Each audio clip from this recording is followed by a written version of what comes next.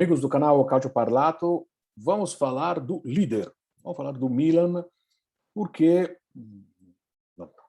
esperando, aguardando o jogo de quinta-feira do Napoli, temos aqui um líder disparado, 3 pontos de folga, que é o Milan. É do Milan que nós vamos falar para tentar ser um pouquinho mais objetivo e, sobretudo, entender de fato o que está, qual é o momento, qual é o status quo do Milan e qual é o futuro do Milan. Fazendo algumas comparações também com o ano passado. Parece que alguns esqueceram, mas nessa época o Milan, no ano passado, também era líder, estava em primeiro lugar. O treinador era o mesmo e o campeonato era evidentemente diferente, sobretudo em função da pandemia, então sem público, com evidentemente questões ligadas ao número de jogos serem um pouco mais comprimidos devido ao período de intervalo que teve na temporada passada devido à pandemia. Mas, tirando essas diferenças, o Milan era líder e sabemos todos como acabou. Quem ganhou não foi o Milan, foi o grande rival, a Inter de Milão. O Milan corre o perigo de fazer exatamente o que fez o ano passado? O que tem de diferente? Mas, sobretudo, como está jogando agora o Milan? E será que o Milan na Champions League, com a possibilidade muito remota de se classificar para a fase de mata-mata, é interessante para o Milan entrar na Europa League? Ou, de fato, pode ser mais interessante chegar em quarto lugar e, independentemente de tudo, se afastar dessa competição europeia? Aqui são algumas questões que queremos debater juntos com vocês. Primeiramente, vamos começar do final. O Milan tem um compromisso europeu basicamente ligado a algum ponto percentual de chance de passar de turno. Vai depender de resultado de outros, mas, sobretudo, vai depender de ganhar todos os jogos daqui para frente. Tarefa difícil. A Atalanta conseguiu, no ano passado, fazer isso em situações, de fato, onde também os jogos dos outros envolvidos no mesmo grupo acabaram favorecendo, mas foi um fato muito peculiar, ganhando, evidentemente, os 3 últimos jogos, que são, de fato, um fator também bastante crítico e complexo. O Milan tem a chance de poder chegar em terceiro. Nesse momento, nem isso, objetivamente. Mas, dependendo de algum bom resultado, contra o Porto, contra o Atlético Madrid, sobretudo contra o Atlético Madrid, contra o qual, de fato, o Milan, enquanto esteve 11 contra 11, jogou muito bem. Mas, será que compensaria para o Milan continuar nessa competição como terceiro colocado, ou seja, entrar na Europa League? Vocês lembram que o Milan esteve bem praticamente até quando, o ano passado, na temporada passada, recomeçou a fase de mata-mata da Europa League. E aí o Milan começou a perder foco, começou a perder jogos, os fatores, evidentemente, e os problemas foram de várias natureza. Mas é possível que, de fato, isso possa, de alguma forma, ter afetado? É possível. Acredito que seja, de fato, possível isso ter acontecido. Será que vale a pena repetir esse ano? Já que parece que o Milan está, de fato, mais sólido, embora tenha grandes problemas de desfalques no departamento médico, ainda assim, o Milan, de fato, é um time que parece ter conquistado uma certa solidez. Meu voto é para cair fora da Europa. É difícil fazer isso, é difícil entrar em campo para perder, e não é isso que nem o torcedor, nem o observador quer. Mas se trata, de fato, de colocar, eventualmente, jogadores que possam, né, até surpreender em alguns momentos, mas que, de qualquer forma, não sejam jogadores que possam ser úteis para o campeonato. Né? Dar folga para, nos próximos 3 jogos da Champions League, para aqueles jogadores chaves, e que, portanto, se evitem lesões, se evitem cansaços. Esse é o primeiro ponto. Segundo ponto, mas o Milan está jogando tão bem assim? Está merecendo a ponta? Bom, vamos analisar de ponto objetivo, né?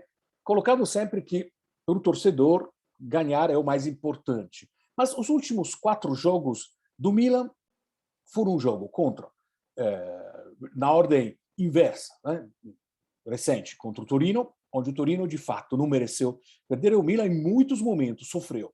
Foi o jogo contra o Bologna, que ficou 2-2 até poucos minutos no final, com 9-11, onde o Milan sofreu também em alguns momentos e correu o risco, de fato, de não ganhar os 3 pontos, mesmo em uma situação de grandíssima vantagem, ter jogado em 10-11, praticamente quase o jogo inteiro.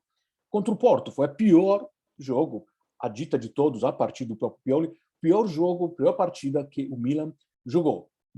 Apesar do Porto estar errando muito, o Porto não ter sido feito um grande jogo, o Milan conseguiu ser pior. E o Milan contra o Verona, que de 2-0 foi para 3-2, onde mostrou, de fato, uma força, mas mostrou também vulnerabilidade. Né? Talvez desses 4 jogos, contra o Verona talvez seja sido melhor, mas parece que, né, foi difícil manter um nível qualitativo. É claro que ganhar, como por exemplo contra o Torino, não jogando bem ou não jogando tão melhor assim, reforça a convicção de que efetivamente você tem um potencial de não somente jogar um belo futebol, mas jogar um futebol muito objetivo, cínico. Né? O Milan, ao contrário da Juventus, tem um jogo efetivo, um jogo bonito, tem um jogo, em alguns momentos, muito interessante. É claro que nesses últimos jogos temos que considerar que faltaram, sobretudo faltou um jogador, no meu modo de ver, que muda radicalmente a forma de jogar e de interpretar o ataque, que é Brahim Dias. Esse jogador que até então não era assim considerado essencial, hoje é o mais essencial nesse plantel de jogadores que o Pioli tem à disposição. Por quê? Mesmo porque não tem um 10. O Milan não tem um 10 que possa substituir. O Messias, que foi comprado no fechamento do mercado do Crotone, o brasileiro Messias, não jogou, está lesionado, não sabemos, não temos ainda a condição de saber se de fato poderá ser um substituto para Brahim Dias. Então, o ponto é, esse Milan pode, com esse jogo, continuar tranquilo em função dos adversários, que vão conhecendo o time, que vão explorar os pontos fracos. O Milan tem, de fato, tido muita superação. Esse é outro lado, porém, positivo de toda a história. A superação, por exemplo, daquela cacetada que foi saber que o próprio goleiro, até então protagonista de muitos jogos, acabaria sendo afastado praticamente até o final do ano, por questão de uma lesão no pulso. As cacetadas do Florenzi, as cacetadas de tantos dias do Ibrahimovic fora de combatimento por causa de uma lesão no tendão de Aquiles, os problemas de Covid, ou seja, tudo isso, todos esses pontos e nenhuma derrota que o Milan conseguiu dentro do campeonato são fruto de muita superação. Então, o Milan tem, de fato, que partir disso. Essa é a minha opinião, mas eu quero ouvir aquela de vocês e vamos criar esse debate franco e aberto. O Milan tem objetivamente, mesmo jogando um futebol que não seja o melhor possível, condições de continuar e ganhar. Qual é a vantagem que o Milan tem, por exemplo, em relação ao Napoli, que hoje é o adversário mais acreditado? A grande vantagem é que, apesar do Milan ter muitos desfalques, tem com quem substituir. Talvez faltou o 10, sim, faltou o 10, né, um 10 efetivo. Né? Talvez faltou um lateral a mais, sim, talvez. Né? Olhando para depois, fica claro que, com todas as lesões, pode ter acontecido de que no mercado poderia estar precisando de um ou outro jogador a mais. Mas o Napoli, O Napoli não teve praticamente nenhuma lesão grave no próprio plantel.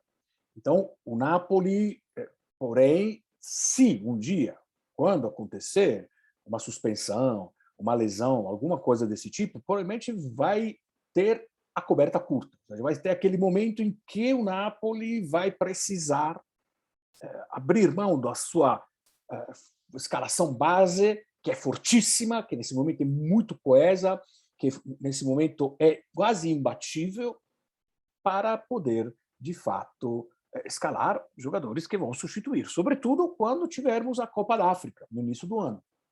Os 3 jogadores, que são a alma, o asse em que se permeia todo o jogo do Napoli, Koulibaly, Anguissa e Osimhen, serão os 3 ausentes por um longo período, possivelmente até um mês, ou seja, 4, 5 jogos, que podem significar, por exemplo, situações bastante complicadas para o Napoli. Essa é a vantagem que o Milan tem em relação ao Napoli. A vantagem de poder contar, mesmo com jovens, mesmo com jogadores ainda não experientes, mas poder contar com isso.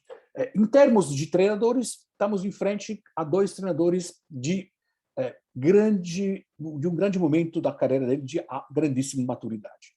A maturidade dentro do vestiário é nítida a forma como o Pioli consegue lidar com jogadores como Kessie, jogadores como o Romagnoli, que, por exemplo, não vão renovar o contrato, está claro que eles não renovarão o contrato com o Milan.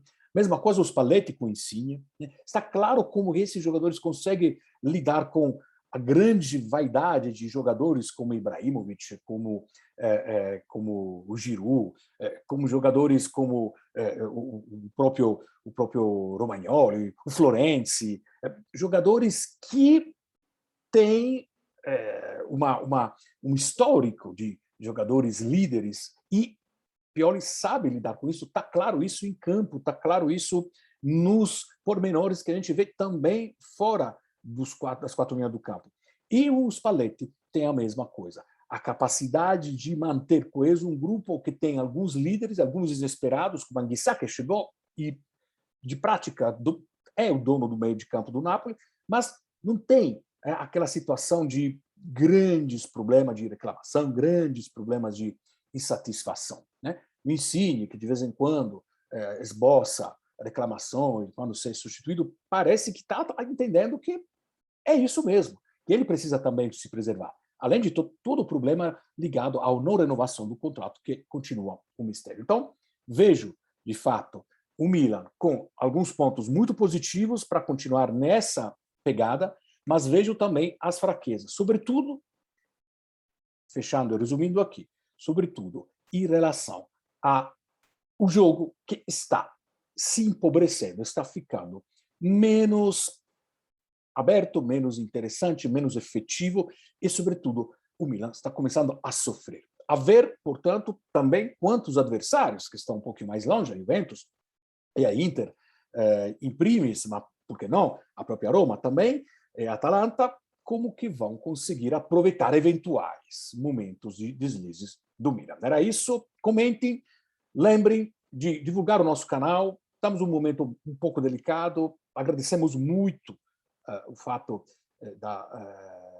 dessa guinhada que nós demos, o número de inscritos, devido à participação de vocês, à ajuda de vocês, à divulgação de vocês, precisamos um pouco mais para, de fato, continuar nosso trabalho que é um trabalho constante de aprimoração, de contatos, de pesquisa, de visão de jogos, de considerações, de troca de ideias, etc., que demanda muito tempo, feito com muito entusiasmo, mas que precisa, de alguma forma, precisamos saber se, de fato, esse é o caminho certo para que tenhamos o nosso público interessado ao nosso conteúdo. Mais uma vez, obrigado. Até a próxima.